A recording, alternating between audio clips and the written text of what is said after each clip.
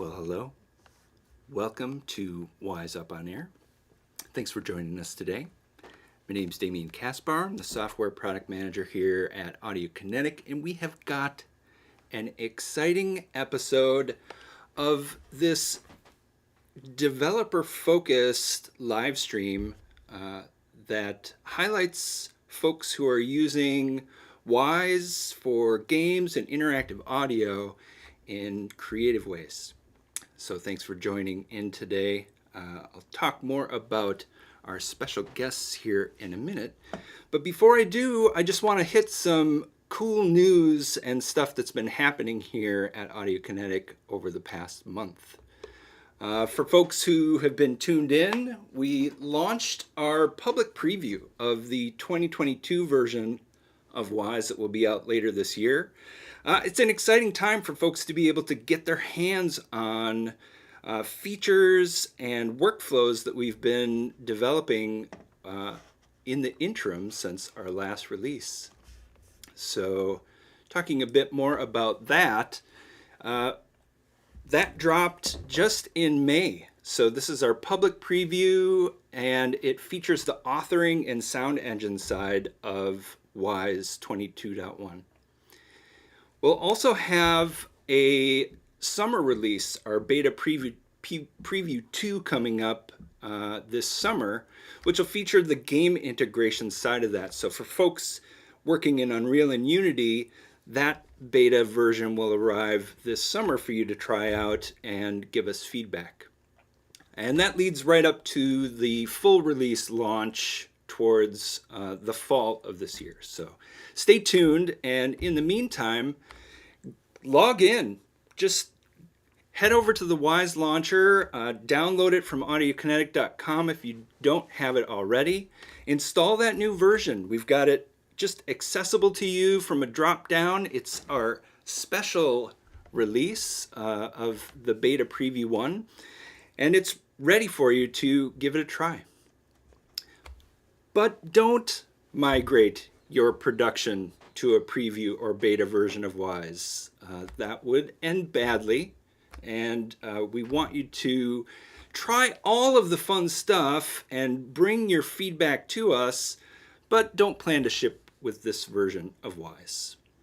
And one of the big things included in this preview release is a new editing workflow that brings object tabs and tab groups into contextual workflows in the center focus of your Wise authoring experience. So we're really looking forward to folks getting their hands on that and helping to inform our processes here as we continue to iterate and evolve this editing workflow in the direction of folks out there who are authoring interactive audio with Wise.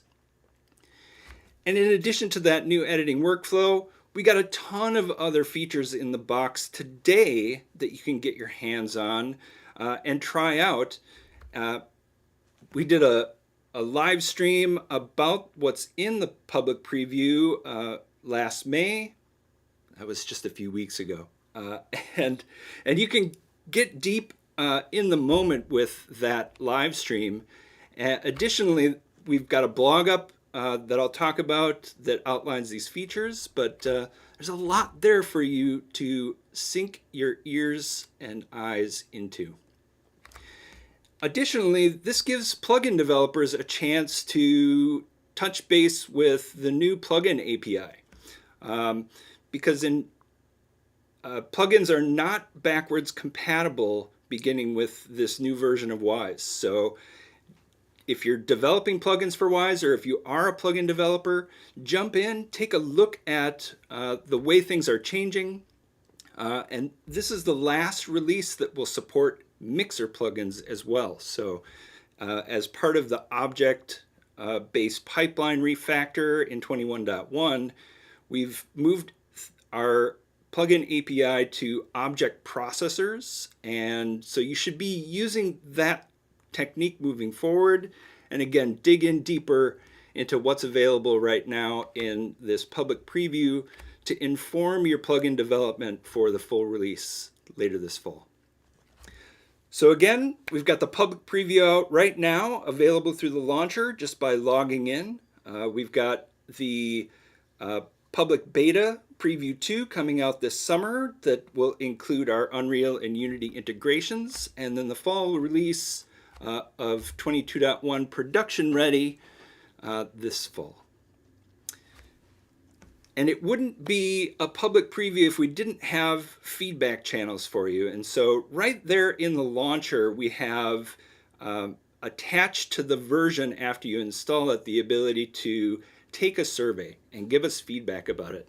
As I stressed in the live stream around the public preview, we really value the interaction and engagement with folks to try and help us understand where we're landing with these features so that we can continue to evolve and iterate them towards the way people work in Wwise and really just empower your audio experience. So take the survey, let us know what you think.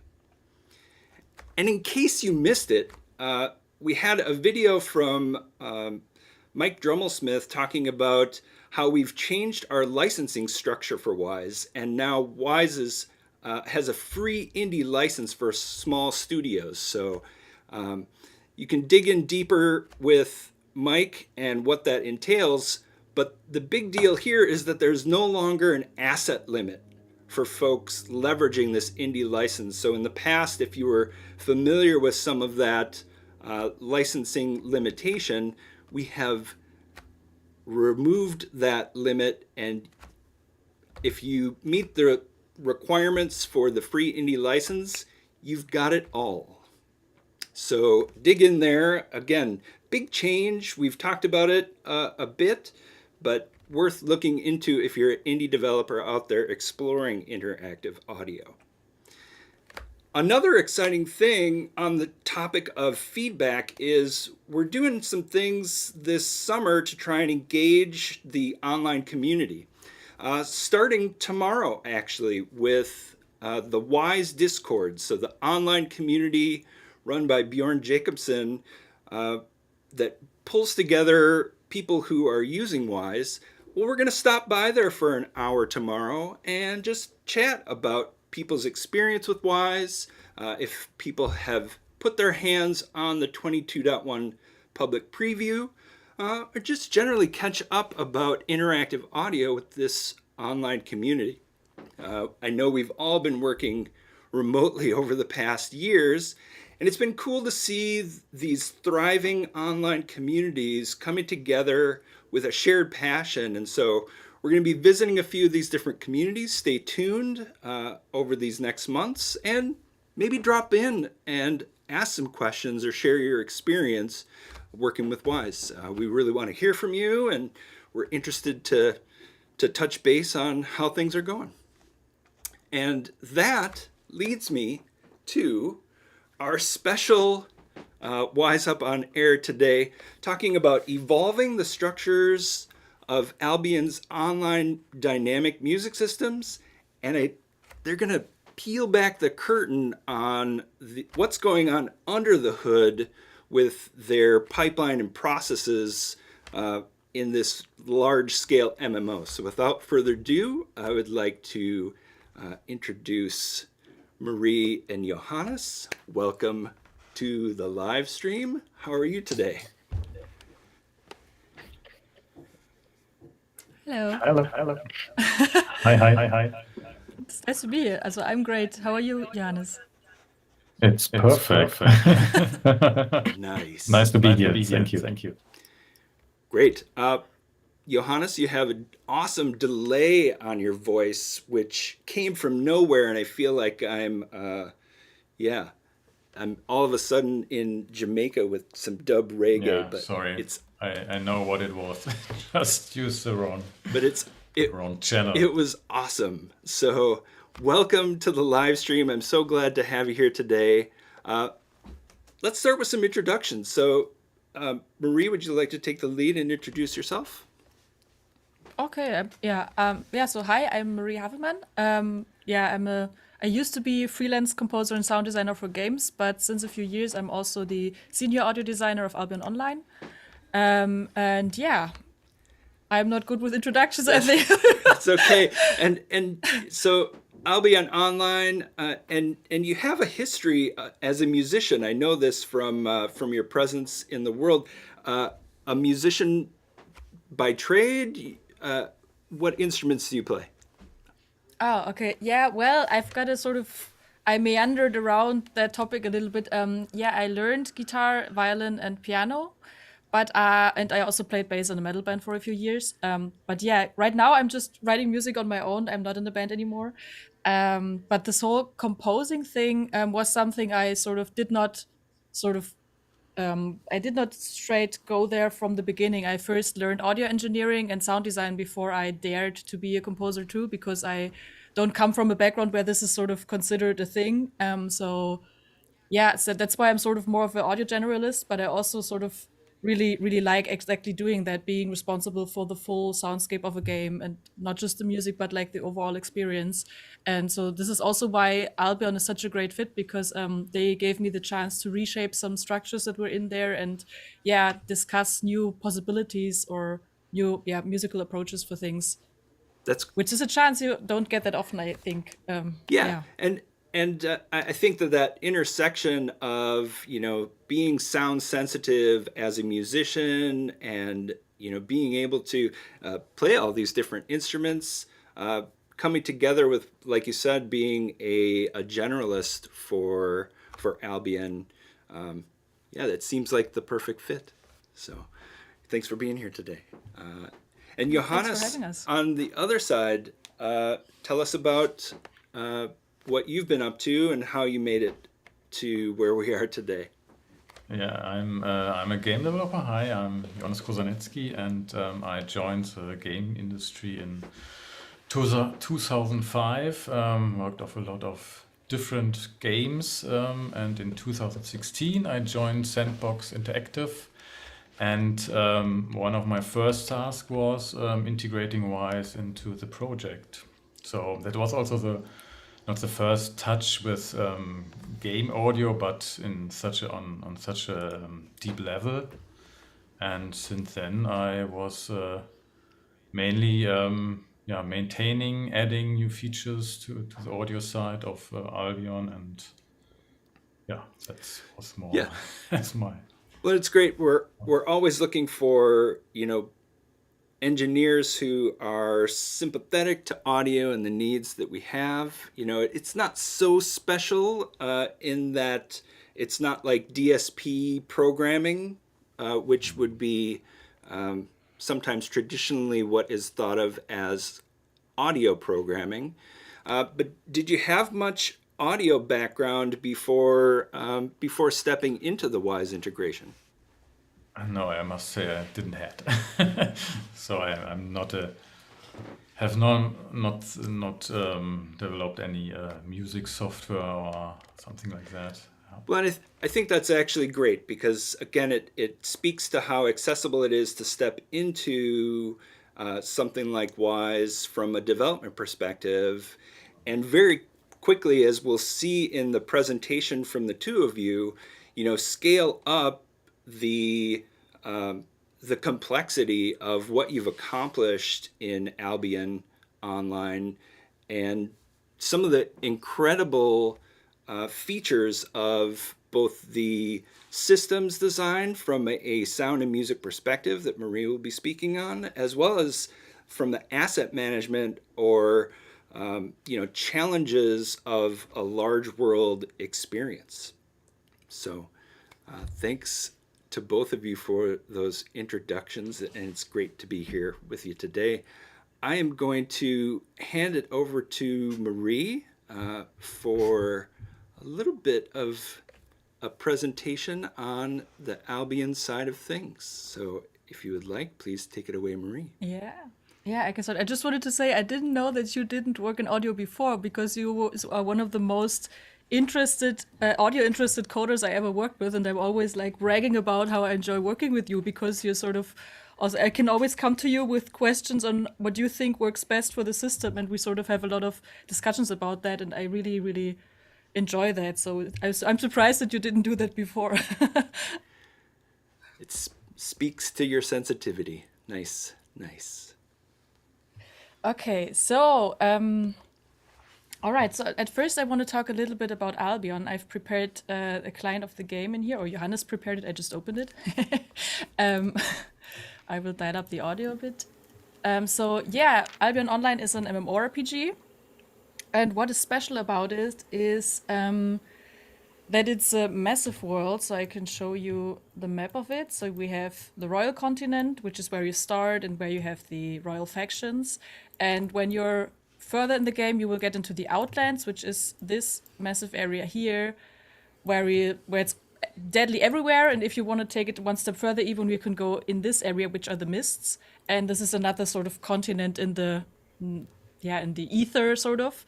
And yeah, and each of those continents or like areas has several clusters, so it's a very big world.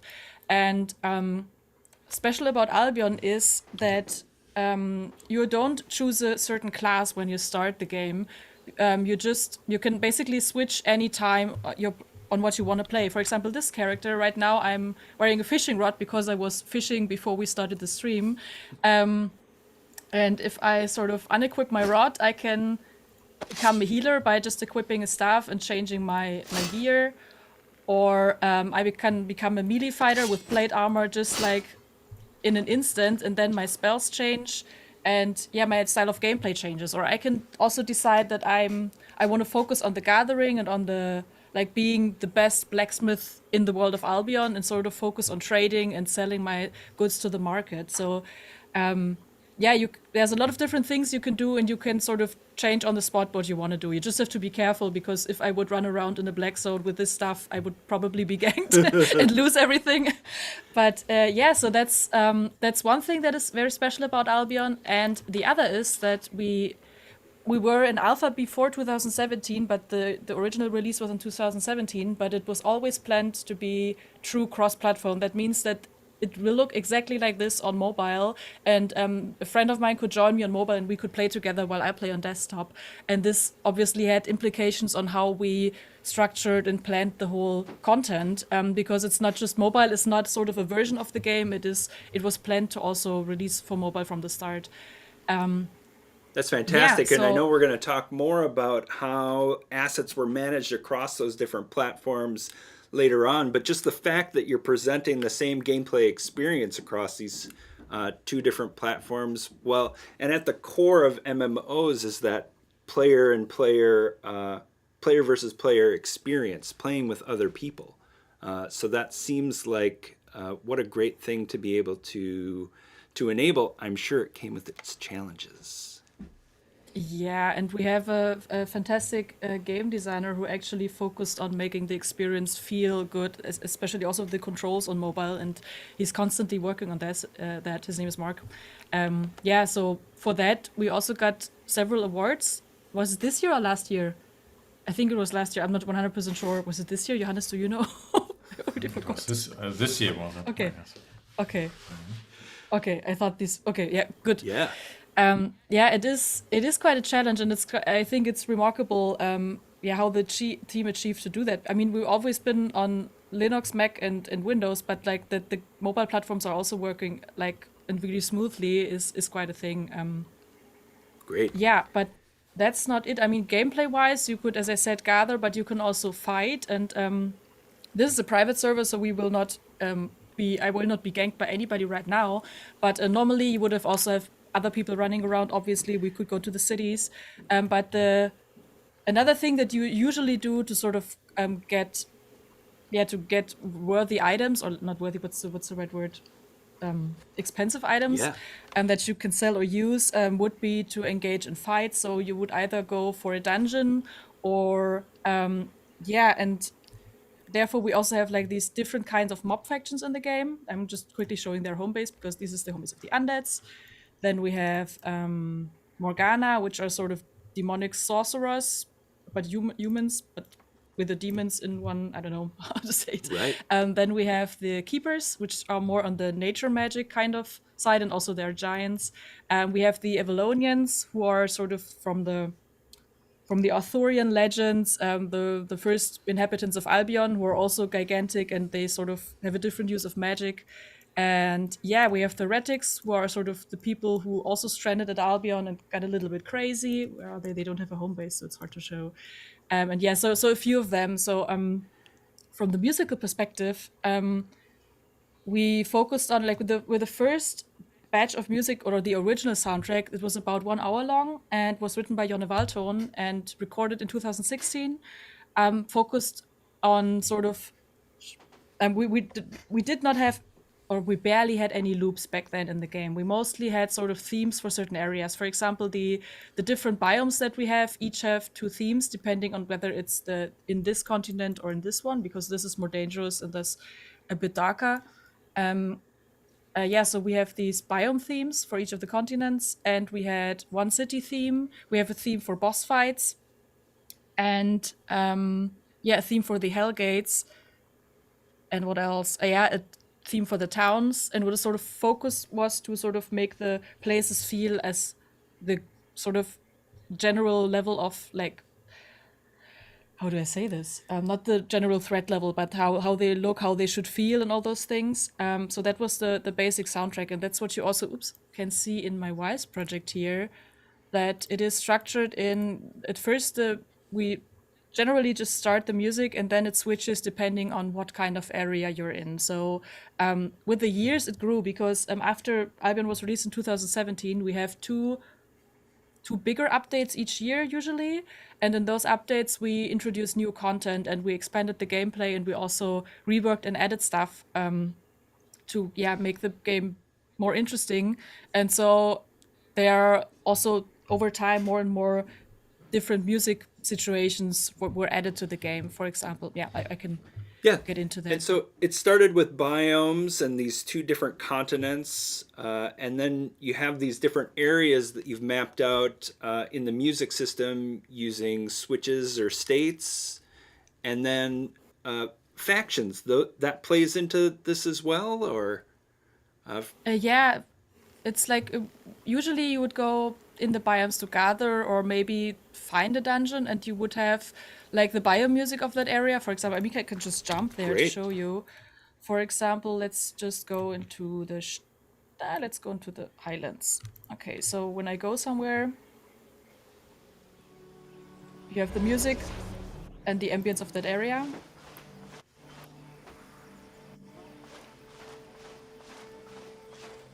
And it's like most of these are like 2 to 3 minute themes that sort of illustrate the general vibe of the area. And the faction themes are to sort of show the character of the factions, because they originally used to only be played in a mob camp or in a dungeon. They still are. Why do I say they used to be? Because they still are. Yeah. And so that means if I go into a faction dungeon, I would hear this theme, but I can also show you by just going into the... here, for example, we have a Morgana dungeon. I can just go there. I'm now teleporting and cheating all the time. This is not the actual gameplay. Sure. You would not, obviously not just teleport there. You would have to walk there. Let me check. Yeah, so now I'm already in there. I turned myself invisible so that we're not distracted by combat right now. Great. But yeah, so you have these... We absolutely hear the music change as you transitioned across.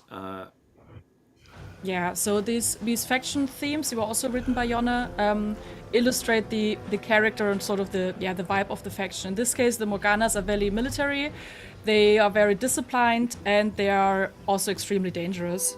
For example, if we switch to go to another faction like the Undeads, the Undeads sort of are a bit more...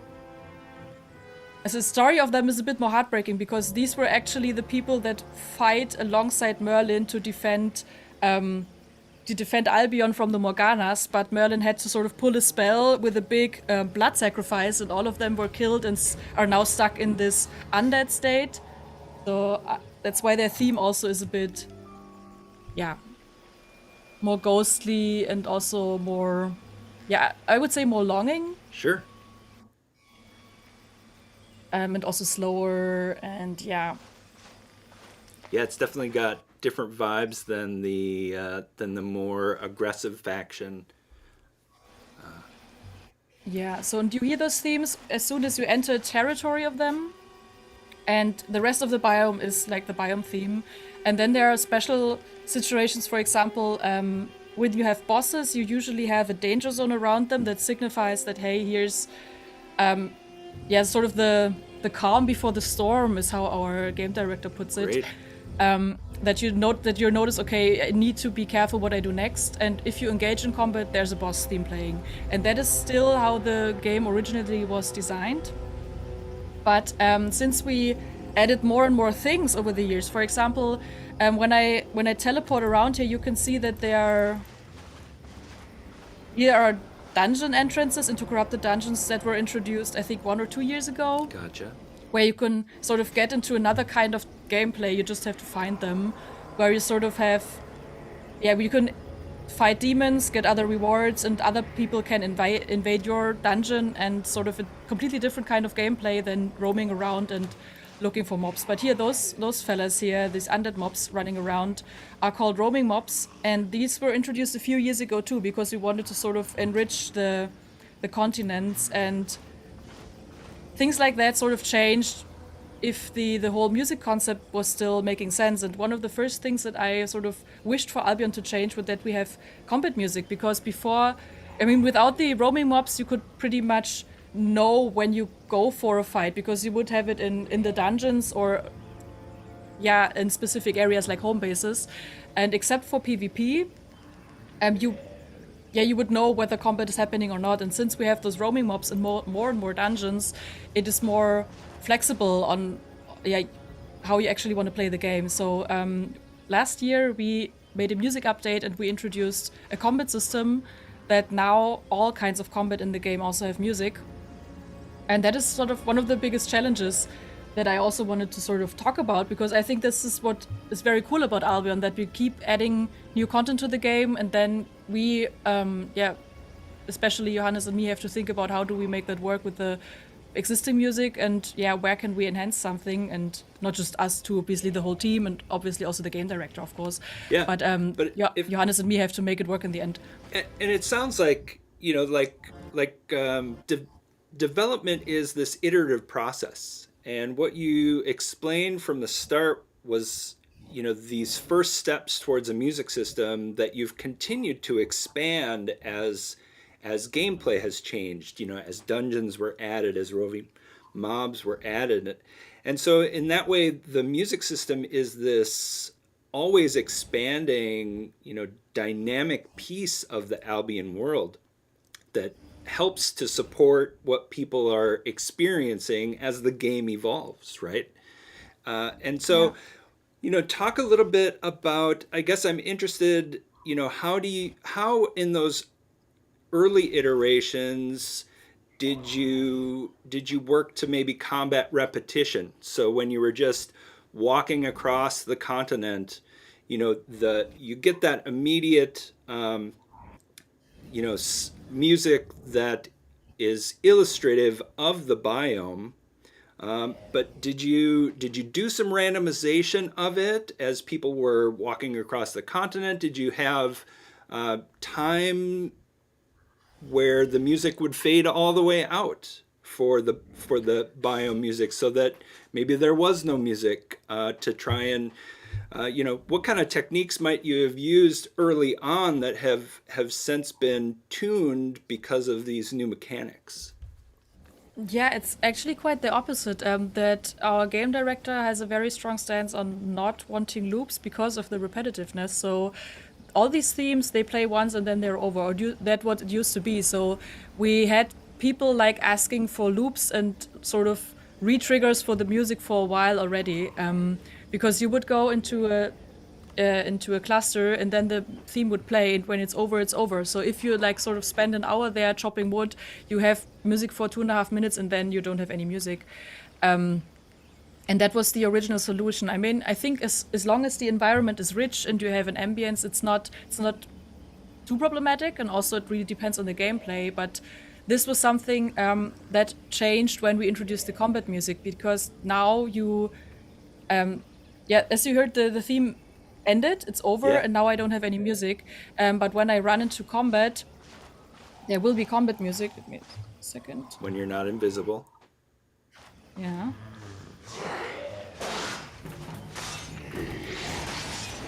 So it transitions into this music, and I will run away now. I'm not engaging. It ends because they de-aggroed. Yeah. And then at some point after a while, the music will restart or get back into a version of the theme. If enough time has passed. So there is, now you actually have what people wanted, kind of, because they always wanted to have, like, to hear the themes more often. And I could actually also force it. I could, if I go into the Destiny board, we now have a theme for the Destiny board, which is the area of the game where you can sort of check. I wanted to say that in the beginning, but I forgot. So good that it came up now. This is sort of your path of destiny for this player, where you can see all the things that you can learn.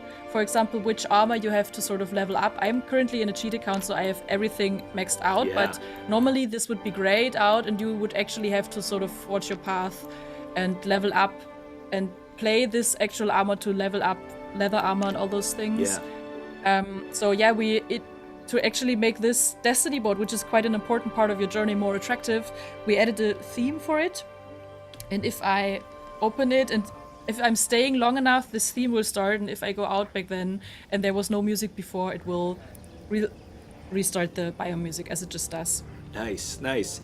And Yeah. and we're talking about a state-based system. So as you're transitioning in and out of these different gameplay states, that's mirrored in your music hierarchy. Yes, so we have on like the very top level, the game asks sort of in what kind of area or what kind of gameplay area it is, but everything, each of one of those is a state that is sort of triggered consecutively, and the transitions are stored in those containers depending on where they lead. So for example, in the biome, in case of the biomes, it's like it first checks, okay, we're in the world, because this is the overworld, so it goes to the biome switch, and then it asks, okay, what kind of biome is it? In this case, we're in highlands, so it checks the highland container. Great. Then it asks, okay, which kind of highland? In this case, we're in red, I think. So it picks the red container, and then it asks, are you in combat? Or this is a thing that was introduced later. Normally, it would have stopped here. Yep. And playing the red biome queue. But since we introduced combat music, it is a bit different now, because that was a big challenge, because we've had those. I mean, we have 5 biomes with 2 tracks each, and none of them was recorded with a click. So I was sitting there, and I knew I wanted to make combat music happen, and the game director was like, I think we can do another orchestral recording. How about sort of 40 to 50 minutes of music? What can we do? What are the most important things? And one of the most important things was city themes, because the themes that we have in the city here used to have all one city theme, because it's just like this idea of a safe place where you can trade. Right. Because you can trade in those other, I mean, you can trade with single players, but you're not safe. But in the cities, you are safe. And when we introduced faction warfare, which means sort of war between the cities, and where we sort of focused on giving each city its own story, its own hero, it was clear we also want a city theme for each faction. So it was okay, we make a new recording, but 15 minutes at least will be used for those city themes, because that's very important to sort of encourage players to pick a faction and actually have it feel like, that they sort of fight for something, like for a community of something that they sort of identify with. And it's not only those biomes that would have needed combat music, it's also all these factions, because when you go to a faction, fight is the focus of what is happening. You're in the biome, you may be gathering, you may be chopping wood, you may be fishing, but when I go into a mob camp or into one of those dungeons, this is for example a Morgana dungeon, then the focus is fighting, and you will go from, let me go be a ghost again. So you will walk from mob group to mob group, so you will be permanently fighting, not fighting, fighting, not fighting. And this is sort of very different from what happened outside of the biomes, where you just sort of, where you can be fighting all the time when you run from roaming mob to roaming mob, but it is unlikely that it is happening in a quick succession as is happening here. So I thought about how do I make all of these existing music pieces work, but add a combat music system to that. And I chose different approaches for those kinds of fighting styles. So what we heard outside was that, oops, I will mute this for a second. Outside we heard the music for the biome. And then when the combat starts, I mean, I could just switch it here. I can just go, now I'm not in combat, now I go in combat. So here this short pickup and percussion. And depending on the intensity, there's percussion. For example, this was low. When it gets more intense because my enemies are more threatening or my health is getting lower, it will dial the intensity up a bit. And if it's getting more intense because I'm almost dying or like another high threat mob is entering the fight, it gets even more intense. And when I escape or when I kill everybody, it gets out. And the biome music ramps back in. And so this combat music is the same for all biomes because I wanted some, we needed a more broader approach that works everywhere. That's also why it's so percussive. And but for the faction dungeons, it's different. I actually wrote different versions of like percussion add-ons for each faction music. So it sounds like this. I can show you, for example, for the Morganas we just heard. So you have the theme, and as soon as the combat starts, I will start with low. Folks in the chat loving the intense music. Some compliments coming in about Albion's music overall. I have to write Jonne because he wrote the original soundtrack, so he will be happy to hear that too. Yeah, so this is for, as you can hear, the theme is still there, but it's just percussion on top, and when the combat ends, it's way smoother because I didn't want to interrupt the theme all the time. Because I did a very brief test in the beginning because our game director Robin said, hey, maybe let's just try it out how it works. And I sort of, for one faction, I made this approach. For the other faction, I used the other combat music. And also the company, we made it within the company. The people preferred this approach because, I mean, it is obviously more smoother. But that means that we have... Those are all digitally produced because it was just too much. We have those 5 faction themes.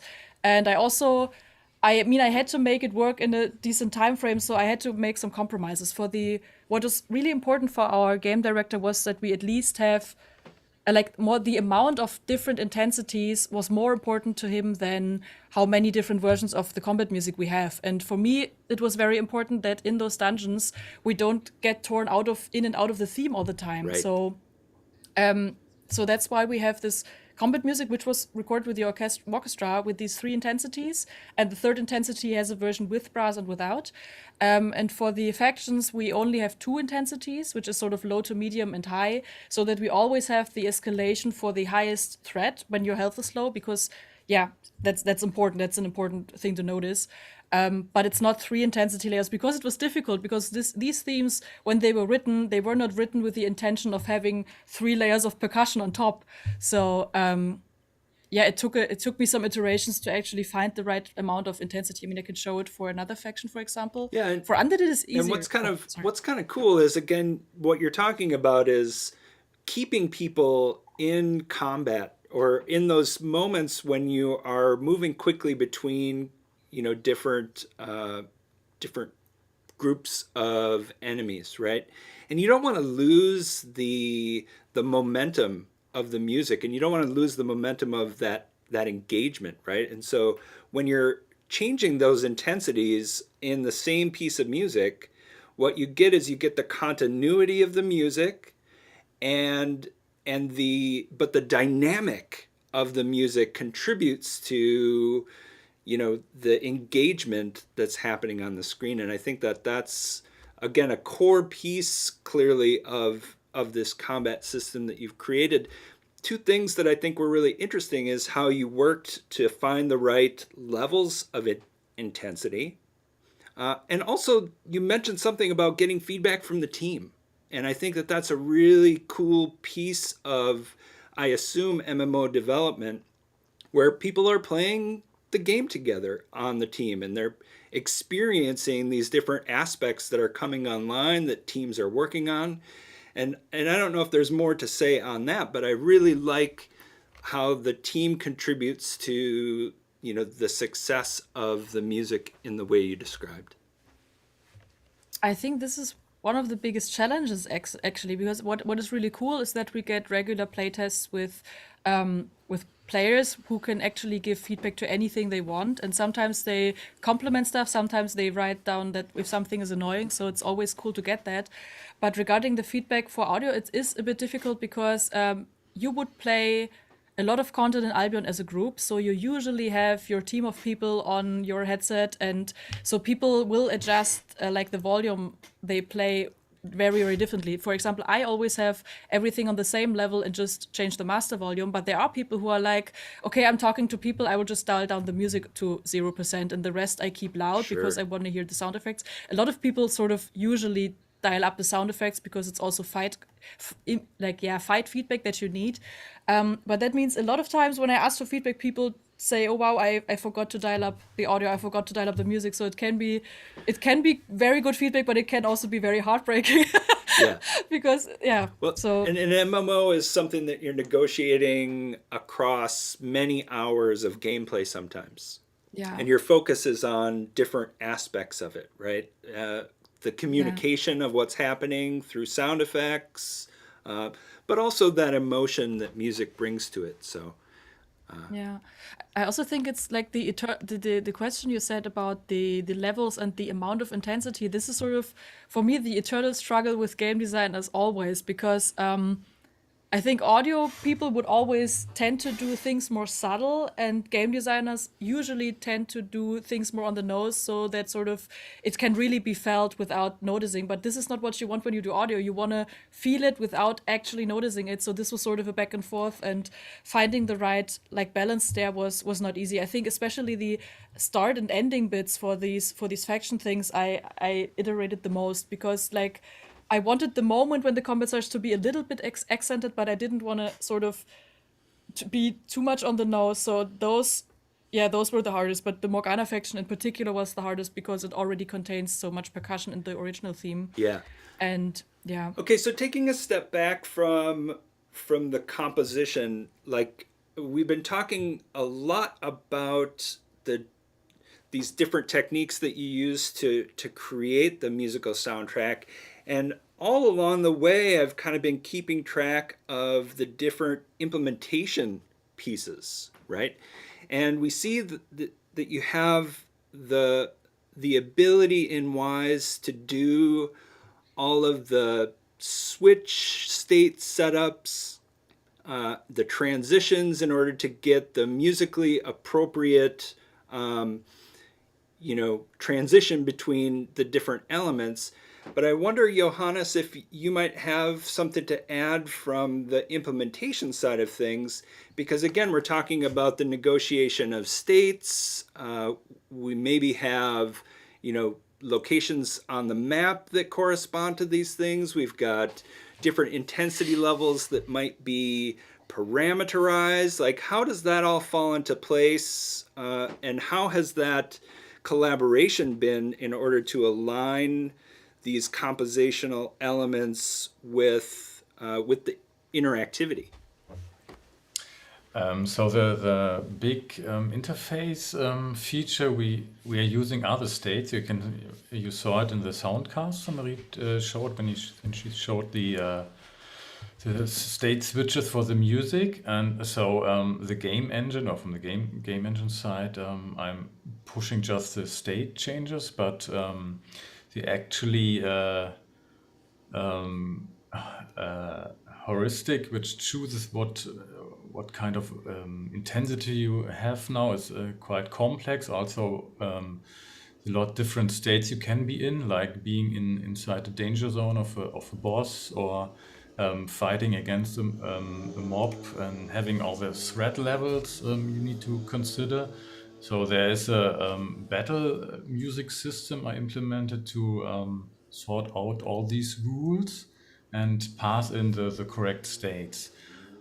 For the music of the biomes, environment, and also the ambience sounds, we have one base layer of states which are assigned per our clusters. So you have a biome which has then has the states depending on the biome definitions, and then for the smaller areas we have so just the trigger bubbles which just switch then to the states as we want it, like for a faction, but we could even change any kind of state in a bubble if needed.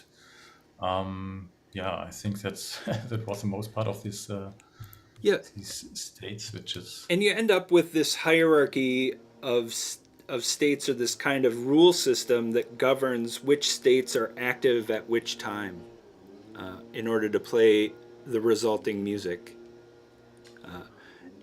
So, and again, you mentioned a couple different. You have the programmatic side of the music system, as well as the map-based side, and probably parameters feeding into some of those from the game, like how many enemies are on screen at a time.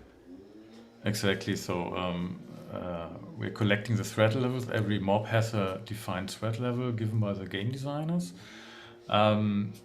These are summed up, then it's taken into account how many enemy players are in your area, what kind of cluster you are in. We also have the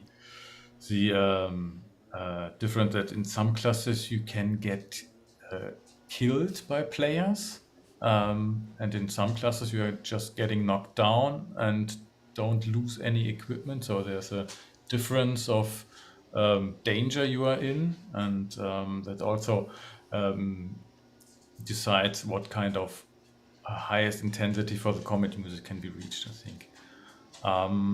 And for the bosses, it's taking into account, are you in the area of a boss monster? It has also a proximity trigger, which just checks if you're in the area and switches to the danger zone state. And if you aggro the boss, then it switches then to the boss music.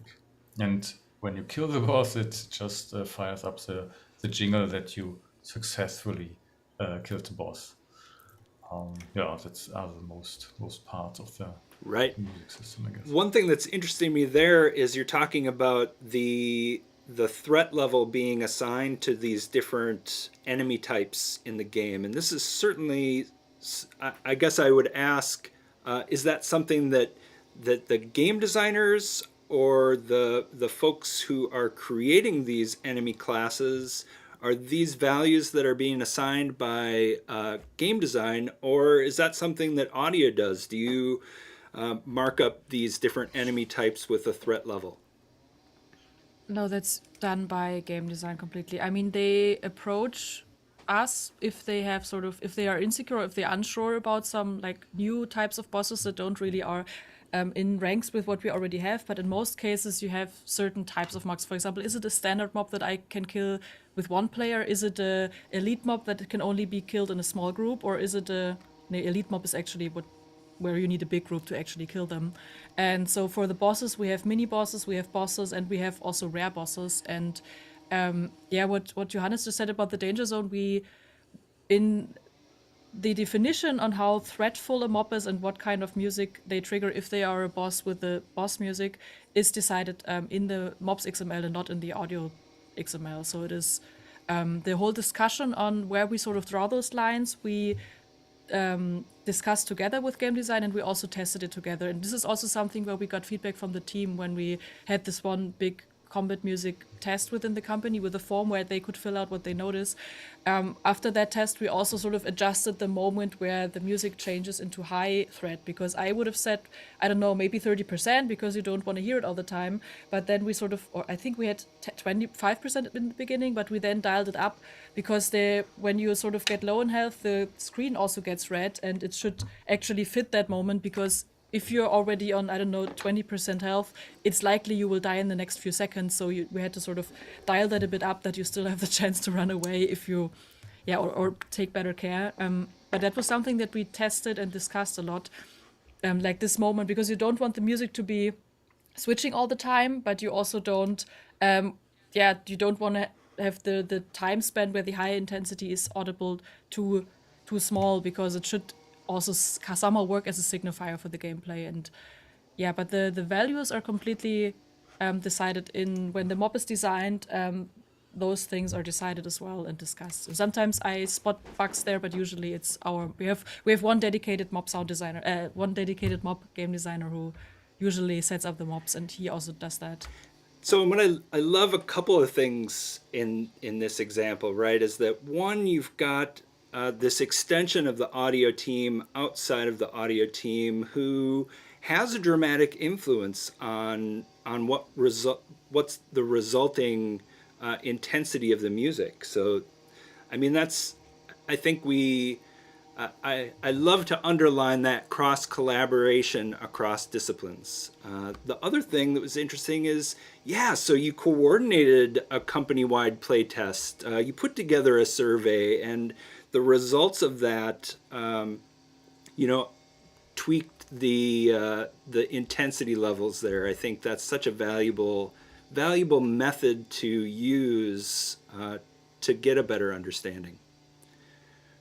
I think when people think, or I hear that we say we have a company-wide test, they sort of imagine 300 people testing, but we are not such big of a company. So I think it was like all in all 50 people working at Sandbox when we made the test. And I think 30 people participated. So it's not such a huge amount of people as one might think. That's okay. But they all know and love the game. Yeah. So It's great.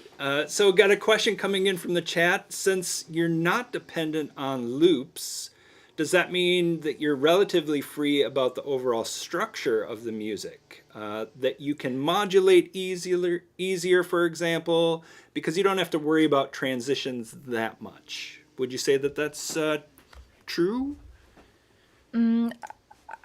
I think since we updated the game, we did a lot of loops, and I think having the themes not as loops before made it more complicated rather than easier. Because I now had the issue, for example, when we are in this combat in this Morgana dungeon, and the theme only lasts 2.5 minutes. What happens when I am in a fight after these 2.5 minutes? I can't just restart the queue because it's not intended to be played as a loop. So what I did is I not only made a layer for the theme, but I also made a standalone layer that plays after if you continue to fight. And so the theme will then sort of end, but you will still have percussion going on. And when the fight is over, there will be silence for a while. And when you engage in the next combat, the theme will restart with the combat music. So it's not ideal. And I also thought maybe just bringing back the percussion then, but then again, it's nice to hear the theme again. Otherwise, you would hear the whole theme only once when entering the dungeon, even if you're in it for 2 hours. So it's a bit of a compromise, and I'm still not 100% sure this is the best solution. Maybe we will come up with something else at another point. The biggest problem is that if we change it, we have to change it for all factions or all biomes. So for the biomes, it was pretty easy. I just had to make a pickup that sort of introduces the combat music and several endings for the intensities.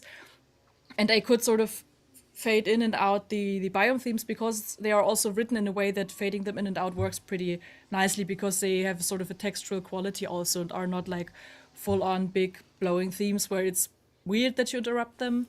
But for the factions, it actually came with more of a challenge because I wanted to have the combat music loops if you're outside of the theme. Like if you, as I said, if you fight until the theme is over and you're still in the fight, then this cue that comes after loops, and it is a bit more of a brain stretch than it would have been if you just have said it's 2 loops and they exchange, or it's 2 loops with another layer. And for the new areas of the game, we also have looping music cues for features that came in later. For example, we have the Corrupted Dungeons and the Hellgates.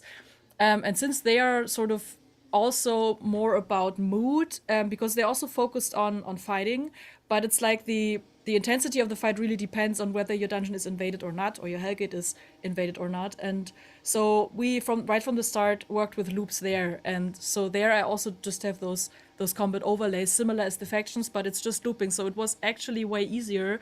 And the transitions there are also way easier to manage because it's a constant tempo. And all the cues that are from the original soundtrack, as I already mentioned, were not recorded with the click. So I think when we did the preparation meeting, you saw this nightmare here, and you were like, "Oh my God, what's happening here?" This is exactly because we did not have, it was not recorded on click. So the tempo is really varying, and I sort of at some point decided I struggled with implementing the MIDI track as a click giver, so I just used my combat tracks because I had to sort of put the track into Cubase, get all the tempo variations in, and then made the combat music on top of that, and then used the combat track as a reference to set those points in the tracks, and sat down and did that for all the themes.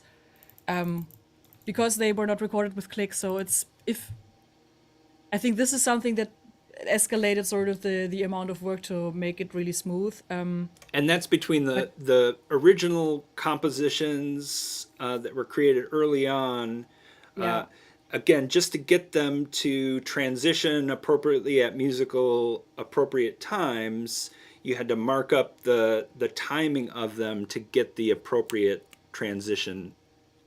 I had to do that for those tracks that got a combat layer because now I could say here, for example, with the undead music, I'll just play it. Wait a second. Great. I mean, you can't just start a percussion track. You need to have it on beat with sort of fitting moment. I also wanted to sort of have a starting moment to sort of emphasize when the combat is starting. So there's a little pickup, and then it starts at any time when the combat is starting, and also this hit in the end to sort of mask that I'm going out of the other loop, because there's one other thing about Albion. Since we always planned on being mobile compatible, I did not use different layers. I have different mixes. So this is the mix without the percussion, and then I have two mixes with percussion. One is the loop with the music. No, with the music's this one. And when this runs out, it goes directly into the loop without the theme. It sounds the same, but without the theme playing. And this is a loop with a straight tempo, because then I don't need to also like make all those spots.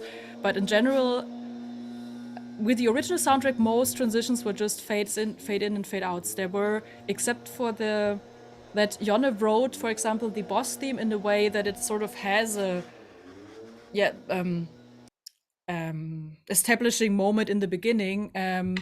Other than that, it's just a cue that plays and ends at some point. So I'm from a different background than Jonne. Jonne is like a bit more he's way more classical than I am, and I'm really into loops, and I'm really into those textures and sort of making it a bit more flexible, and he's like more on the artistic side of a classical composer, I would say, or at least it's my impression. So his cues worked really well if you just use fades, but for some other situations, for example, like the dungeons and the hellgates, it made more sense to actually have them loop so we can sort of control it better on when to go where. And And what's the division of composition now at this point? Are you still co-composing? How much of the composition are you handling? So the original soundtrack was about an hour. That was completely done by Jonne, and the recording we had last year was also about 45 minutes, and I did 25 of it. But also the cues that came in between were produced partly by me. Jonne did the Avalonian theme and the Avalonian dungeon music, but for example, the Corrupted Dungeon music, the theme for the Mists of Avalon, those were all written by me. And I also did all the combat versions to Jonne's themes, so that is sort of the real co-composing thing here, because I butchered his themes. No, I added percussion on top of his stuff, because he's also not a person who does his own mock-ups. He has a partner who does the mock-ups. Like if they go for a digital production, he has a partner who does that with him together, and I do everything on my own. So that makes me, in this case, a bit faster and a bit more flexible, because I don't separate those two steps. I just can change anything directly in Cubase and then listen and then render it out, put it in. So especially when we have a tight timeline, it makes sense that I sort of take over there, and it's a completely different approach. And I really, especially for the city themes, I think Jonne did a fantastic job, and I could not have done it in such a grand way. But for the other themes, I think it works really well with the cues that I wrote, and also the percussion cues needed a lot of back and forth and testing in the game, so it makes sense to be actually implementing them and testing it right away. Right, you're closer to the game. You have Yeah. the moment to moment of development and the changes that are happening, and so you can weave the thread of music into those gameplay changes or into those game changes because you're much closer to it. Yeah. Great. But still, if we have new music coming up, it's always the first question: does it make sense if Jonna does it, or should I do it? And then, yeah, we discuss it. So I think that it's not the last time that we worked with Jonna on adding new music. So Great. Great. Well, we had a lot of comments in the chat about how great the music in Albion is, and it's great to hear about the level of detail again across the different aspects of gameplay that are dynamically changing, as well as being fed from game systems and systems that exist outside of audio that contribute to the music and the soundtrack. It is I think that the game team as contributor to the result of what happens over speakers is sometimes undervalued or underexplained, but it is a team effort to create what happens coming out of the speakers. So it's you gave so many great illustrations of where that intersection was and the contribution. So great. yeah, one quick addition before we go over to Johannes, probably. I wanted to say, as you said, team approach. I entered the team in 2017, and before my time, Florian Bodenschatz did the sound design. So, and he also set up the first Wise project, I think. So he should not be unmentioned just because he left a year later. Great. Yeah, that setup phase is super important. It gets everything off in the right direction. And from there, so once Florian had established that, we've talked a little bit about that iterative evolutionary process of development and design. And certainly for MMO, this is a live service game. This is a game that is constantly being updated. You had an update just last week, right? So this is a game that is continuing to evolve, and you're working on it. The role that you took over then, Marie, was that you had mentioned in the introduction as a generalist. So, what does that entail from a sound perspective?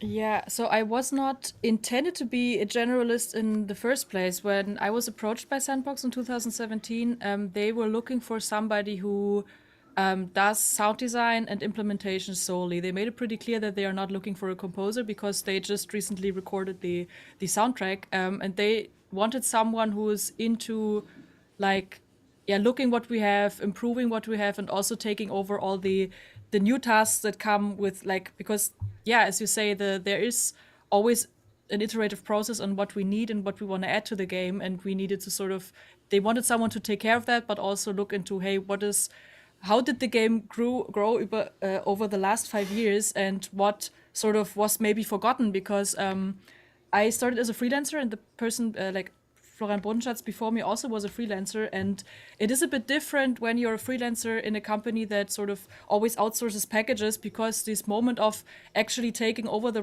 responsibility is hard to do if you grow with them. So when they approached me, I sensed they are actually looking for somebody to take the responsibility for the department and sort of not just accept when you're overseen, because in the beginning that happened a lot. So at the beginning, I just went there. It was clear that I have to be in the company, actually physically present, to not be forgotten in meetings. Sure.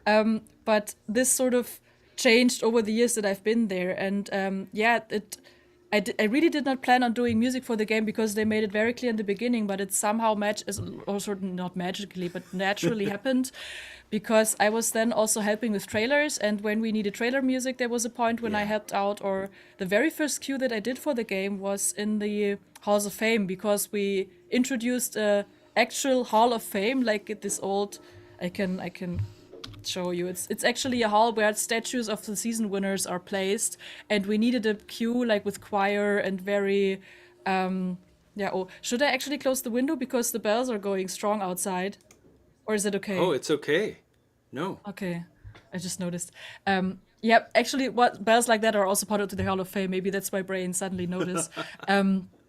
And yeah, we wanted to have this feeling of like paying your respects to the winners, and instead of just having a leaderboard, they made an actual stone Hall of Fame. Excellent. And we can teleport there. And I found this really cool. So we really, I made an ambience for that, and then they were like, having music there would be really cool. Is that doable? And we just had a few days left, so I wrote something. Yeah, a short queue, like 1 minute 15, because I thought better have a 1 minute queue than not having a queue at all. And they were pretty happy with it, and so that's when it started that we realized, okay, those sort of mood cues are something that maybe makes sense if I do those. Yeah. And then we did the Mists of Avalon also needed its own theme, and the Corrupted Dungeon. So I started to do those, but I also started to supervise Jonna on the Avalonian theme, because it sort of the areas where I could sort of make my own decisions without asking people grew over the years, Yeah. because they trusted me more and more, and I was happy to just make the call, and I always had to sort of prioritize what I have to focus on because also of the limited time. And they were, or at least it's the feedback I always got from the game director, that they were happy that I sort of just make those calls and yeah, Great. take responsibility if something Yeah. goes wrong. That's always why I'm very heartbroken when something goes live and the audio's broken. It's a lot of shame I'm feeling because of that. And I envy my colleagues who can sort of when something goes wrong and they were not told, they are just like, yeah, I didn't know about it, I don't care. And I'm like, I can't do that. And it's torture sometimes, but it's also, I think you have to be like that in such a game. If you're the sort of, Johannes is coder and audio coder, but like the rest of the audio sort of lies on my shoulders alone. Yeah. And they would not expect Johannes to fix sound design, only if it's a code issue. So it sort of always falls back on me. Sure. Well, then it sounds like you're where you began your journey with Albion and your growing responsibility over time, has expanded your contribution, right? And I think that's the best thing that comes from, as you said, natural growth in your role. And Yeah. are we going to the Hall of Fame? Yeah, I wanted to just quickly show the Hall of Fame as I talked about it.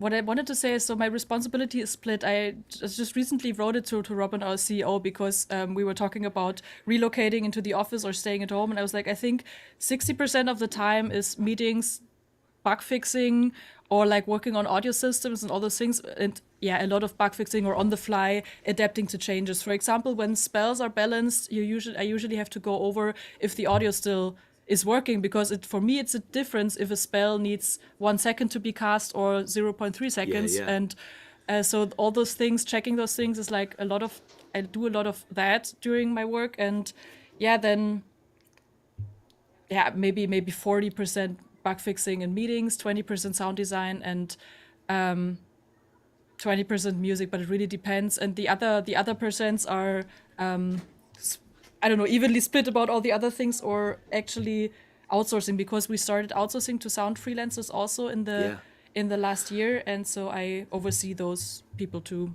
Great. So this again exposes that wider contribution across, music and sound, and at the center of it, Johannes and yourself helping to align that with the expanding needs of Albion as it continues to grow. Yeah. So this is the Hall of Fame I talked about. I'm not going to the statues because I'm not 100% sure if I would be showing something I'm not allowed to show right now. So there will be statues around from all the people who won in the last seasons. I can go into another layer. I think those are the older season winners. I don't know. I still find this extremely cool that you actually get a statue when your guild performs really well, and the people get to design the statue as well. So that is, I still think this is one of the coolest ideas we had, beside of the Mists of Avalon. I love those too. But yeah, here, it's the guild that sort of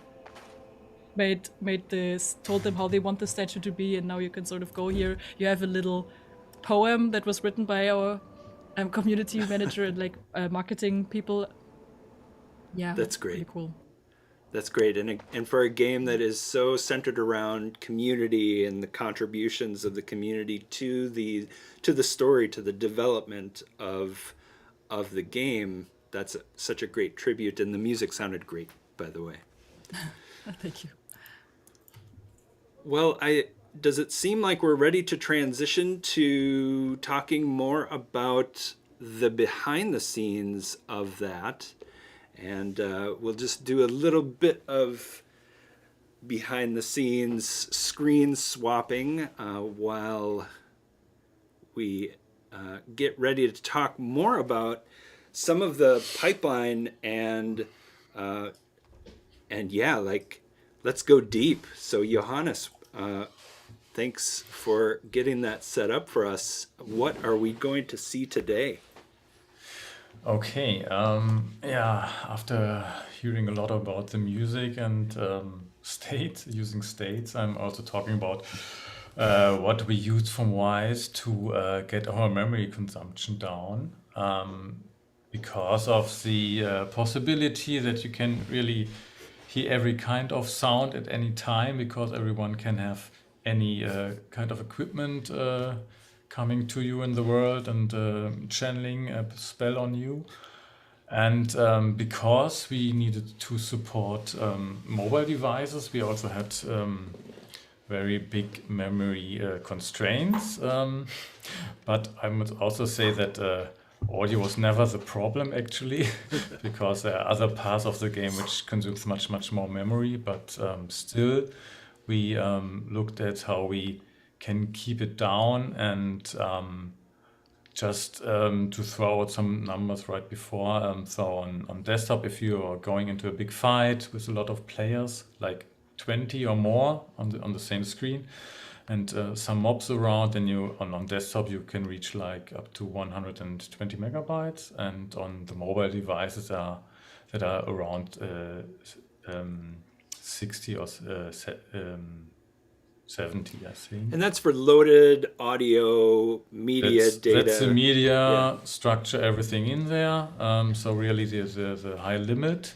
It's since some Wwise version, I think it's more dynamic. Before there were more limitation with the static buffers, but it's fine because in this amount of memory for the devices we are targeting, we need some medium and strong devices, because we have 3D, we have a lot of characters, and so that's not the issue to have such a big amount of memory for this. This is not much for this kind of game, but for other games it would be much. I don't know. Yeah. Yeah. Well, in the systems you have in place, they're dynamic, right? So they're always loading and unloading, and they're very granular, as I think we'll see in your presentation, right? Exactly. So what we're using the prepared events and the prepared game syncs. So what that means is, before your posting event or fire event, you need to prepare it. That means that the media is not loaded from the beginning, but when you prepare the event, then it gets dynamically loaded on demand.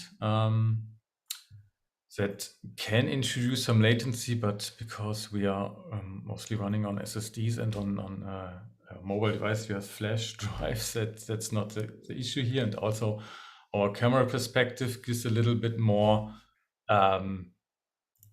it's not so a problem if there's a little bit latency. I think in a first person shooter or something like that, you've experienced much more latency as a problem. And what I'm showing here, I just running the game and show the profiler a little bit. So what we have here, that shows the current events which are prepared right now. That's only the enter cluster and exit cluster, which are just used for the ambience. I just don't need to forget to switch on the audio. So, and so what we are doing is, if you are if I'm running around, I need to connect the profiler, of course. You can see that the footstep got loaded. And what I've implemented is that if it's not used anymore, then after 10 seconds it gets unloaded. If I'm running again, it's prepared again, and the media gets loaded. So you can see it here on the way. And we are doing this with nearly every event. Even if I'm opening UI, you can see that here, play UI, click, screen open, and so on. Yeah, We see footstep 01, but that's actually just the tip of the iceberg, right? Because exactly. Yeah, okay. That's just the event, which means then that it loads the media. I think I'm not sure if it's just too high there. It's just a small memory print. It's bad view here.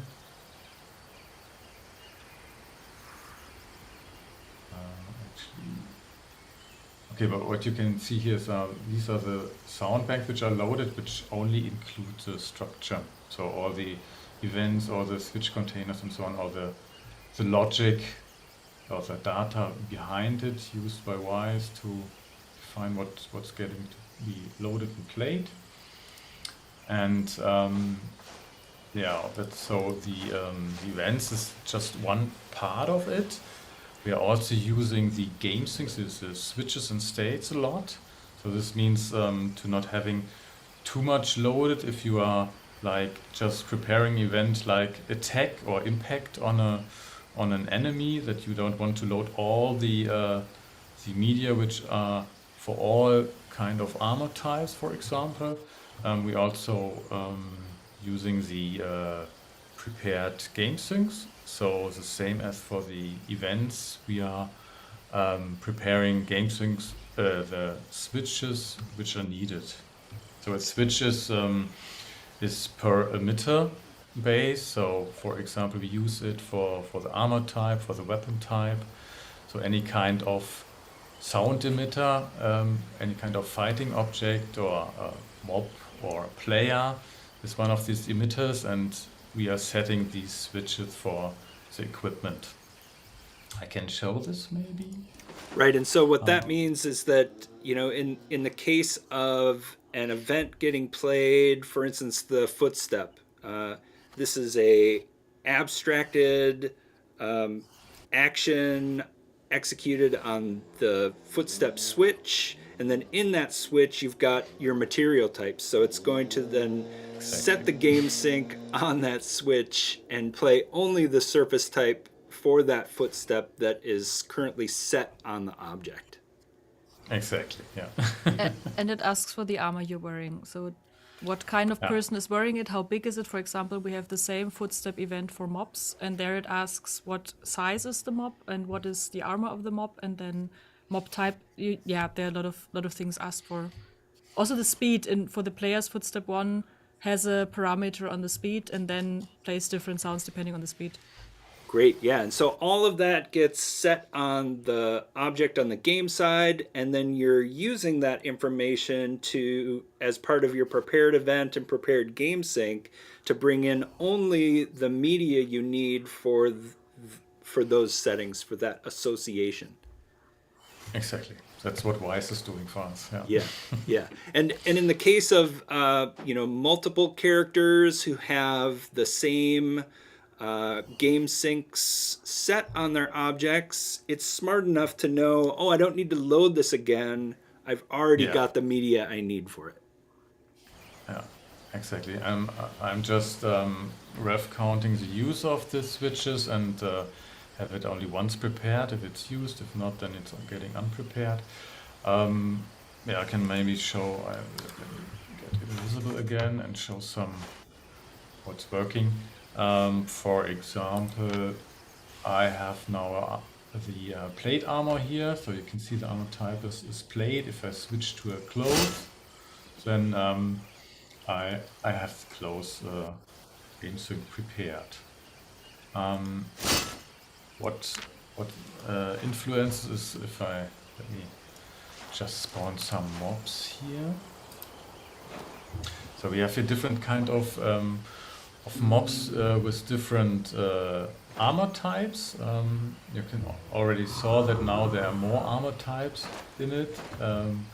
So the mage here, the Avalonian mage, is also having claws. So if I'm hitting him, I'm through the switch containers, I'm hearing then the impact sounds of claws. The same is then for the knight who has some plate. You can hear that it's hitting on the plates. And you can also hear that because he's wearing plate, the Foley sounds are also different than for others. So if he's moving, then you hear the rustling of the armor. And this little guy has some wood game suit. So that's. I think you should not be using the siege hammer because the siege hammer does not have a proper setup because it's not intended to be used for combat. So maybe pick a weapon that is a proper hammer. Yeah, that's better. Is that a sickle or is it a proper hammer? I can see it. Okay. Gotcha. And that's the furniture wood. Experts. Yeah. Nice. And we're hearing the interaction of both the weapon and the surface type, or weapon and armor type in this case. Exactly. So it's, I think, let me check now. The attack weapon type, I guess it's hammer small. These are from the mobs, the attack weapon types, which are lowered. So if they attack, they are using these. And so attack weapon type, or weapon type, and the armor type defines then which kind of impact sound is there. Cool. Well, and clearly there must be some thought about, well, is there thought about the limitations of these systems? Like when designers are creating these events or scenarios or locations, like are they like conscious of not maybe putting every kind of weapon or every surface or every type of thing in a space to prevent that giant blob of media? Actually, because of having like hundreds of players coming to you, it must be possible.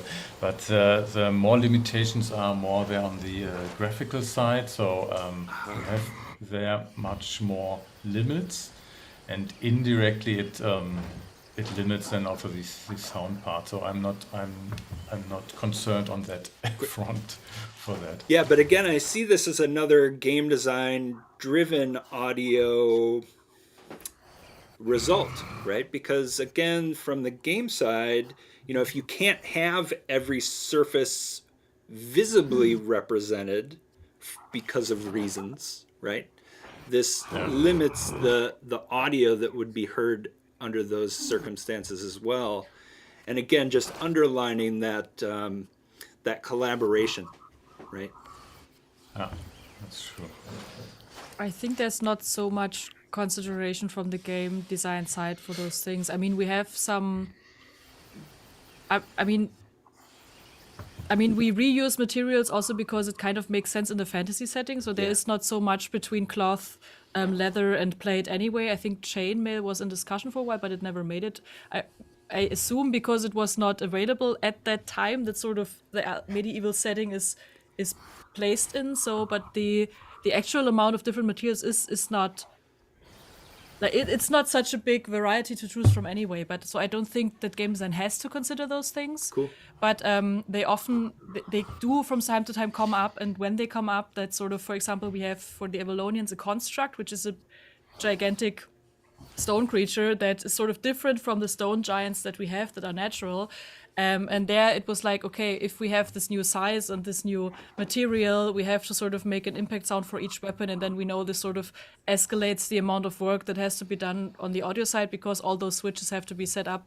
And they're sort of, this is sort of one thing that is kind of not so easy to expand the whole impact topic for weapons and materials. Right. And you mentioned also setting parameters for size and things like this. So is that a strategy you reach for when maybe adding content isn't an option, but maybe the sword is bigger, so you just pitch it down a little bit? So certainly, we the old system was like that, but we did a complete weapon rework.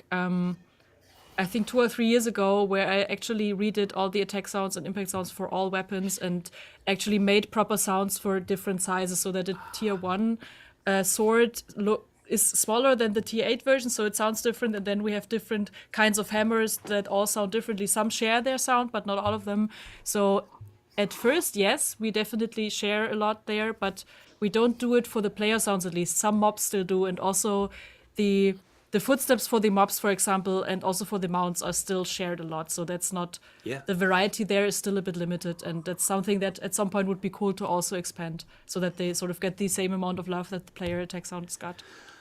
Well, and the system's just going to keep working, right? It's going to dynamically load and unload what's being used, and so again, kind of back to that live service game that's continually expanding. You can continue to evolve, the content and create these additional varieties, but the system that you have in place for dynamically loading the media,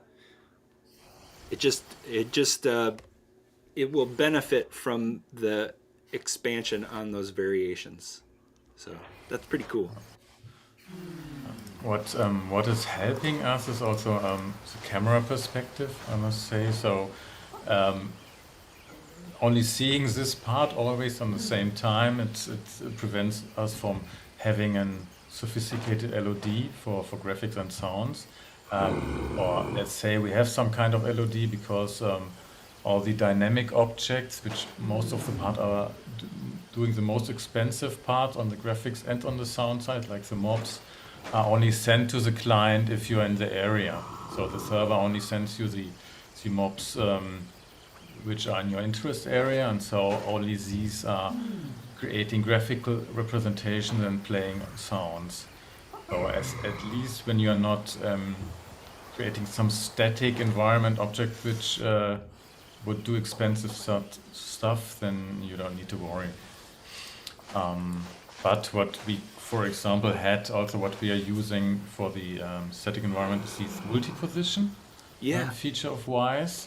That's one part which is always more or less there in the cluster, independent on the connection to the server. But there we implemented a feature, a system which just collects the nearest sound positions for sounds, ambient sounds like water or coast sounds.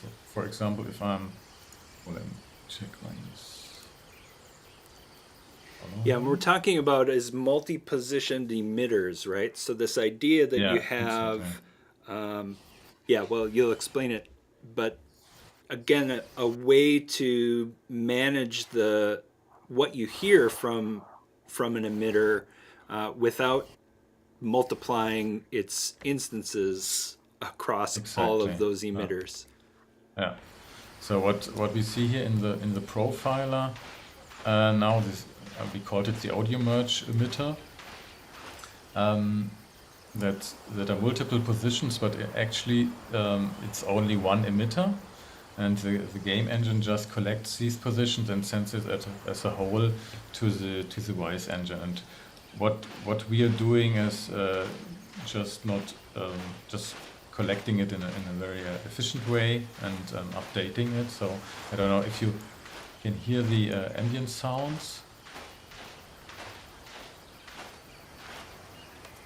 Yes, the waves lapping on the shore from this this sea waves sound. And what's happening then is that the sound of that is just transitioning between these emitters as you continue moving along. And by transitioning, I mean the position is being modulated across these different emitters and their positions. exactly in the spatial position, yeah. And that's what Wwise is doing then. That's also Yeah. something we don't need to take care of, yeah. We have a great example of this in the Wwise Audio Lab for folks who are looking to explore multi-positioned emitters in their own development environments. Wwise Audio Lab available through the Wwise Launcher as one of the samples, and it's a island with a ocean around it, and that ocean sound is set up as a multi-positioned emitter in Unreal. So definitely, if you're interested in multi-positioned emitters, jump into that, get your hands on the example. And again, what you've done here is really, allowed for this really complex interaction of, dynamic positional sound for the waves, with very low cost from a resource standpoint, and none of that nasty phasing that happens between emitters that are playing the same sound. Nice work. Also, there was one issue which I didn't thought about first, because when you're switching to prepared events and all the media is in its own file, then you end up with a lot of files if you have a lot of sounds. So we used in the package system Wwise provides to package them together. I integrated a system so it's only it's building the packages depending on the version system. So what changes comes in the last package. Normally you're only adding sounds to the project, so only the one file is changed. So that's important also for mobile, which where you need to update and you don't want to download so much changes. So that's also something we needed to take care of. And especially for an MMO where you have so often so many updates. Right, because you're always releasing, and so what we used to call downloadable content that might come in the form of like a level or a new character or a new outfit, you don't want to resend the whole game Exactly. when you update that one little tiny piece. And so packages sound like it's the strategy you chose to allow for those granular updates. Yeah, on mobile for sure, right? Yeah, so not on mobile, but mobile is even more, it's more important because they don't have such big bandwidth most of the time, because you are not always with a high bandwidth connection. Exactly. I have to say, I love watching the game object 3D viewer in conjunction with the game. Seeing those objects moving around and being able to understand it through the lens of profiling in Wwise. That's tremendous. Thanks for. One thing, I don't know if you see it in the object profiler or the game object 3D viewer, that the mobs are not smoothly transitioning. I added a LOD system for how many updates are sent to Wwise depending on how far away the mobs are. So if mobs are far away, it doesn't send so often the position updates. That's just because of the possibility to have hundreds of players running around you. Well, right, and that makes sense as an optimization for profiling. Like, is there can you show us what? Is it maybe interesting to see what happens resource-wise when you do land a lot of objects in the scene? It's always fun to watch the graph tick up and potentially explode everything. I can do that. Living dangerously on a live stream is always recommended, right? Yeah, I know. Let me check. I have found these.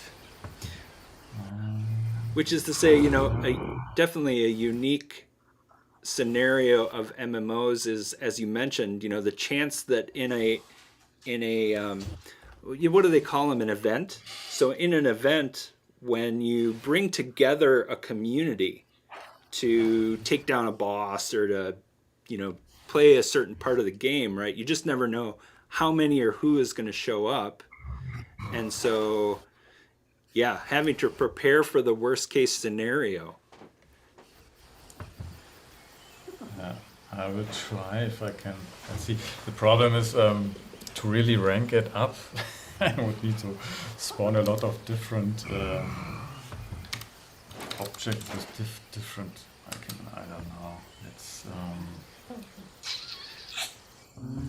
And one thing we didn't talk much about are the mounts, which are super cool, like the bear and. That is right. I can show the cougar I have here. Yeah, We so need to be a bit careful when we show these things because we are not 100% sure what in those menus what would pop up, what is not disclosed. So we can't just open the menu and show you stuff. We would have had to prepare that. But I can prepare on the side a few on my screen while we're not watching. So if you want to see a few of them, but we can't do this live. yeah, that's our nightly version, by the way. Well, then I suppose without a community to land on this server, it's probably hard to spawn 100 bad guys or 100 Oh wow! or So not. it was Yeah. just 100. So now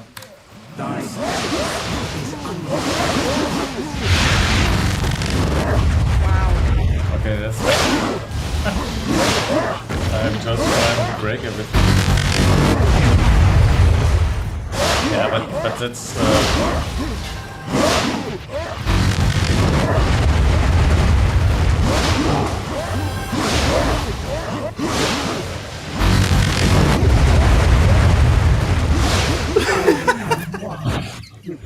What the hell? Okay, that's just too much. That was great. That was fantastic. Yeah, that's some artificial case, but Folks in the chat saying that was epic. I'm expecting a typical, someone says that's basically a typical Friday evening at the supermarket. Yeah. I'm expecting the dubstep remix of that moment. Some great stutter edit in there. Yeah, thank you for that. That was fantastic. Great. Yeah, so again, stress test. You got to do it. Might not be as representative of a real world experience, but these are the fun tools and toys that we get as on the game development side to be able to make sure that we're prepared for those moments, right? yeah, we also have a Albion bot who can simulate more the player part, running around, fighting, and so on. So that's also something we always do if we are doing stress tests. But I didn't have this set up right now. No, It's not so. and so what does the bot give you from an audio perspective? He's selecting random spells right now. He's targeting.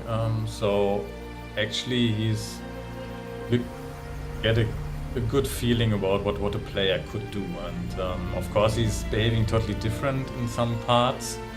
Players are like playing their game totally different. They are synchronizing how in combat. They are starting to fight at the same time, especially on these ZVZ fights, these big fights where you have really like up to 350 players. That's our limit in the open world. So like 175 against another one. And then all the waves of players coming back and forth. And so we need to consider that all the sounds are also limited, that they don't have too many instances running. Yeah. And as part of that process, are you getting a profiler capture from the simulation that's getting run? Do you get an audio output from it? Any other tools that help you on the audio team to set those instance limits or? Yeah, we have, for example, our nightly has always profiling enabled, so we can always connect with the profiler, all 5 versions or 5 platforms, also mobile and so on. So if there is anything, we can immediately profile. But at some, I'm doing sometimes stress tests with bots and so on, and or like this cheats to have a lot of emitters spawn. But for real world experience, we really need play tests, and sometimes it's we need the feedback of the players, Yeah. because sometimes it's just something which slips through and wow. Great. There's a question coming in from the chat about, when you do have these events with a lot of players, how are you prioritizing what is heard? For instance, critical dialogue or weapon sounds. Like, what are the most important things? And do you have a system for that in Wwise to set those priorities? Yeah, so we use the priority system, and we have a voice limit also in place, which is different for mobile than for the live game.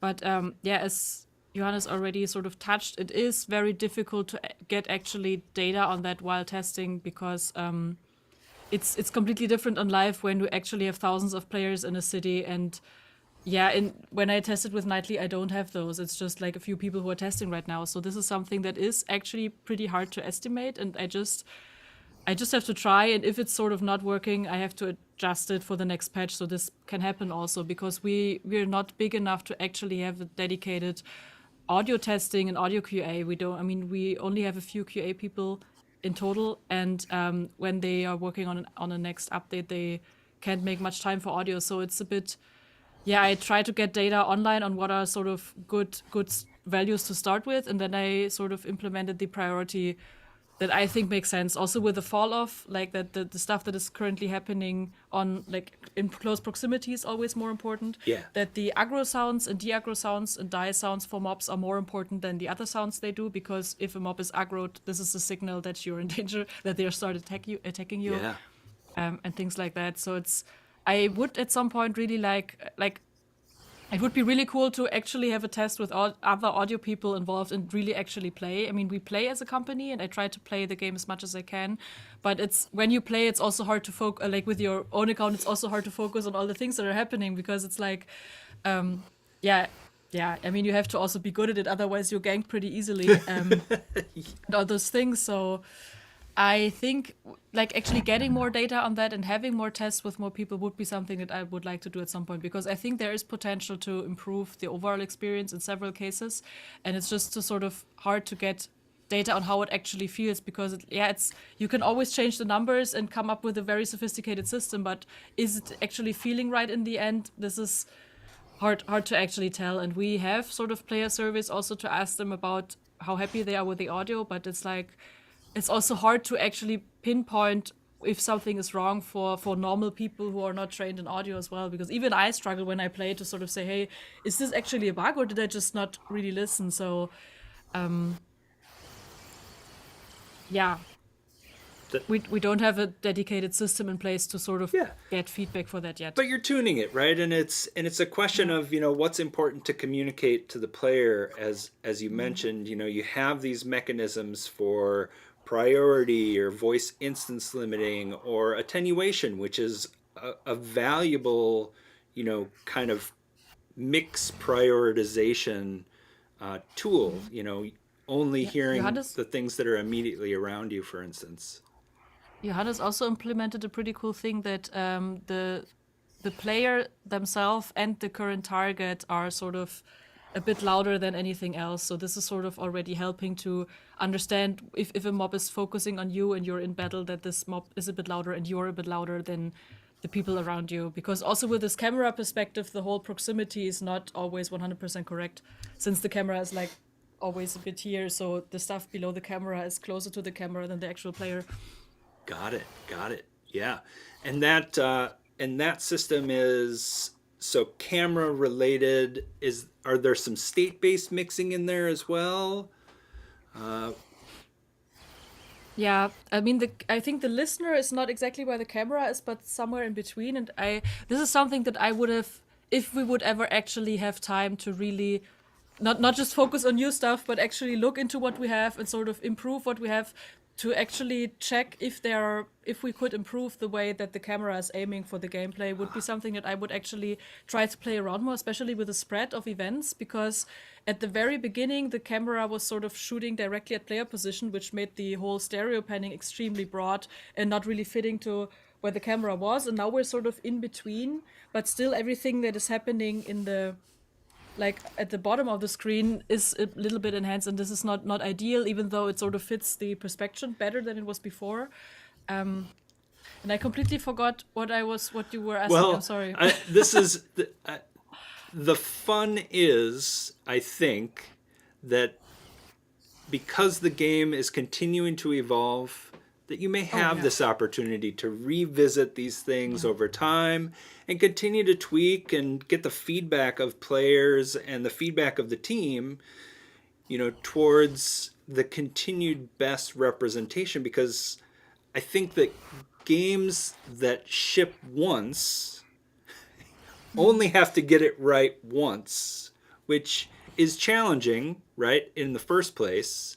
But games that are continually shipping not only have the expansion that comes with those new levels, dungeons, factions, content, etc., but also the continual refocus of, in our case, sound, right? You're always finding ways to make things just a little bit better, things that you couldn't get to in the past. Okay, well, let's just focus that a little bit more. So I'm glad to hear actually that you have these ideas for the future, and I hope that you have the chance to implement them in future updates. Again, it's that continued commitment to Albion and what it continues to become for the player base and the game that makes game development interesting, right? So thank you. I think we are reaching the end of our very exciting conversation here today. I think we have covered a lot of ground. You're both extremely giving with your information and your knowledge. I really appreciate what you bring to the conversation about interactive and dynamic audio using Wwise. So many cool tricks, tips, techniques for folks to think about out there. We had some great conversation in the chat, inspired by what you were sharing here today. And so just want to say thanks for being our guest today. Thank you for having us. It was very, very nice talking to you. Thank you also for all the questions and the feedback. Thank you. Yeah. Absolutely. I can't wait to hear more about what happens in the future. And thanks for joining us on Wwise Up on Air. Thank you. Cool. Thank you very much. All right. Bye-bye. Well, thanks for tuning in, and we'll see you next time. Take care.